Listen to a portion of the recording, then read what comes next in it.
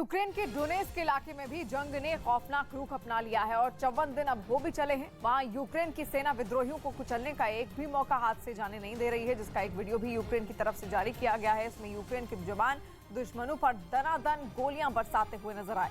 वहीं कुछ टुकड़ियों ने जंगल के बीच गश्त भी की ताकि विद्रोहियों को वहां घुसने का कोई मौका ना मिले। साथ ही जवानों ने विद्रोहियों को ये चुनौती दी है कि अगर वो हमला करते हैं तो वहां बहुत जमीन है जो उन पर मारकर दफनाने के लिए।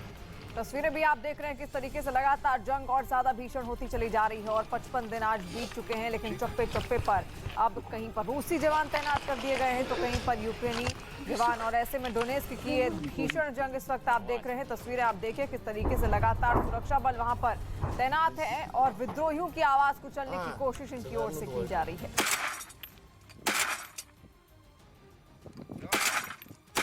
वहीं यूक्रेन ने एक वीडियो जारी कर ये दावा किया कि उन्होंने रूस के टैंक पर ड्रोन से हमला कर उसे तबाह कर दिया है। ये वीडियो यूक्रेन के पूर्वी हिस्से का बताया जा रहा है, जिसमें जंगल में एक टैंक छुपा नजर आया। यूक्रेन ने आरोप लगाया कि इसमें कुछ रूसी सैनिक मौजूद थे जो हमले की फिराक में थे, लेकिन उनके कुछ कर पाने से पहले ही यूक्रेन के एक ड्रोन ने उसे निशाने पर लेकर वहां मिसाइल दाग दी, जिसके बाद उसमें आग भड़क उठी। बताया गया कि वहां रूसी फौज ने गोला बारूद भी इकट्ठा किया था, जिसमें काफी देर तक धमाके होते रहे। इस हमले के बाद पूरे इलाके में धुएं का गुबार छाया रहा।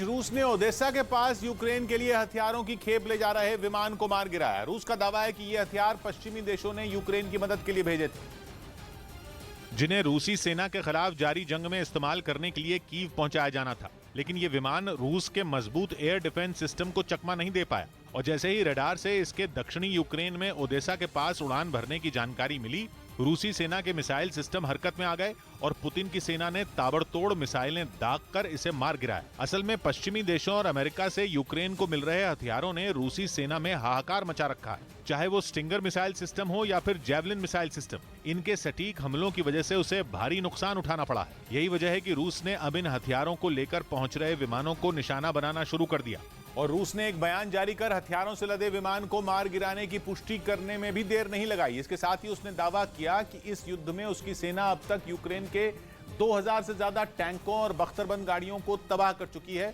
और इस दौरान उसने यूक्रेन के 133 एयरक्राफ्ट और 458 ड्रोन भी मार गिराए। इसके साथ ही रूस का दावा है कि उसने हवाई हमलों में यूक्रेन के करीब 250 एंटी एयरक्राफ्ट मिसाइल सिस्टम भी ध्वस्त कर दिए, जबकि 250 से ज्यादा मल्टीपल लॉन्च रॉकेट सिस्टम, मतलब एक बार में एक साथ कई रॉकेट दागने वाले सिस्टम भी बर्बाद कर दिए गए।